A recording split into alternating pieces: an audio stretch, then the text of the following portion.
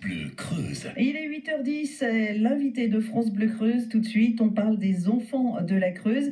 Valérie Andanson est secrétaire de la Fédération des enfants déracinés d'Outre-mer et elle répond à vos questions, Maxime Tellier.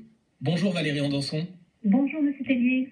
La Commission nationale des enfants de la Creuse vient de décider de relancer le recensement des ex-mineurs déracinés de leur île vers la métropole entre 1963 et 1982, ceux qu'on appelle donc les enfants de la Creuse. Un nouveau recensement parce qu'il n'y a pas assez de réponses. Comment vous expliquez le fait qu'il n'y ait pas assez de réponses? Pourquoi les gens ne répondent pas au questionnaire? Il n'y a pas assez de réponses parce que je pense que certains ex-mineurs ne sont pas concernés, tout simplement, et surtout des victimes qui ne savent toujours pas qu'elles font partie du dispositif.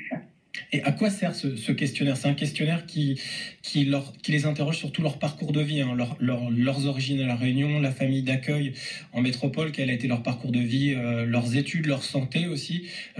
À quoi ça va servir tout ça?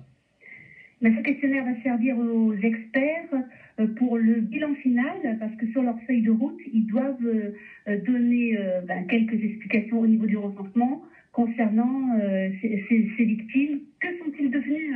Parce que nous savons aujourd'hui qu'il y a quand même des victimes qui sont décédées, des victimes qui sont en psychiatrie, des victimes qui souffrent, des victimes qui ont réussi, ça, il faut le dire aussi, hein. Donc voilà, ça permettra de savoir un petit peu ce que nous sommes devenus. Et ça va permettre aussi au gouvernement de prendre des mesures de réparation, ce qui a déjà été fait, hein. Il y a déjà des mesures de prise par le précédent gouvernement. Est-ce que vous pouvez rappeler ce qui a déjà été décidé? Alors, les 3 mesures prises par Erika Barrett lorsqu'elle était ministre des Outre-mer, la première, ce sont les billets d'avion, plus l'hébergement et tout compris. La cellule psychologique, et c'est vraiment très important parce que quand je vois une compatriote qui est partie là en début d'année par ce dispositif-là, elle n'a pas été assez encadrée, elle a eu besoin d'un soutien psychologique beaucoup plus important. Et la cellule juridique.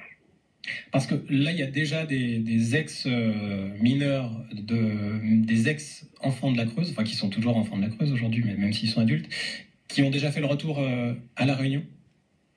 Plusieurs ont fait le retour sur l'île, dont une compatriote qui est allée au mois d'août pour la première fois sur son île natale au bout de plus de 40 ans, puisqu'elle a été exilée à 18 mois et aujourd'hui elle en a 49. Voilà, c'est vrai que pour nous, c'est une belle avancée. Ça va permettre aux familles de se retrouver. Et c'est un beau succès pour nous. Et voilà. même... Il faut bien sûr... peut-être qu'il va y avoir, des améliorations à apporter, mais ça y est, c'est parti. Depuis le début de l'année, plusieurs sont retournés sur l'île. Et même pour des personnes qui ont réussi leur vie, enfin on peut le dire de façon un peu brute comme ça, même pour eux, ce sont des moments très forts. Ce que vous me disiez avant l'interview. Voilà, Anne David qui est partie là au mois d'août a réussi son parcours. Elle a été adoptée à l'âge de 18 mois, elle le dit. J'ai réussi, elle est arrivée dans une famille aimante, mais lorsqu'elle a découvert son dossier au conseil départemental, ça a été un moment d'émotion intense. Et elle a pleuré, voilà. Donc oui, je pense que la cellule psychologique est très importante pour l'encadrement de celles et ceux qui reviennent sur l'île pour la première fois, même au bout de plusieurs voyages. Je pense qu'il est important d'être suivi. La commission, ceux qui le veulent, bien sûr. Oui. La Commission nationale des enfants de la Creuse, qui réunit donc des experts, elle a été installée en février 2016. Elle doit terminer ses travaux en février prochain, c'est ça? Les travaux seront terminés, le premier trimestre 2018. Voilà, donc c'est ça, d'ici quelques mois. Je pense que l'histoire est à refaire. L'histoire est à refaire, c'est-à-dire? C'est-à-dire que, peut-être que le chiffre de 2150 va évoluer et puis que nous allons découvrir, des choses qui vont peut-être nous bouleverser. Oui, parce que le travail de cette commission, c'est d'établir les faits et parmi les faits, c'est le nombre d'enfants concernés par cet épisode de transplantation, comme on le dit. On pourrait dire déportation aussi, ou le mot est trop fort? Le mot est un peu trop fort. fort. Hein. Oui. Il y en a qui l'emploient, mais moi je dirais plus déracinement, transplantation. Et donc le dernier chiffre, c'est 2150 enfants. Hein. Ce sont les travaux les plus récents de la commission qui ont permis de le faire. D'ici les quelques mois qui nous séparent de la fin des travaux de la commission, vous attendez donc encore d'autres choses, des mesures aussi prises par le gouvernement ou pas?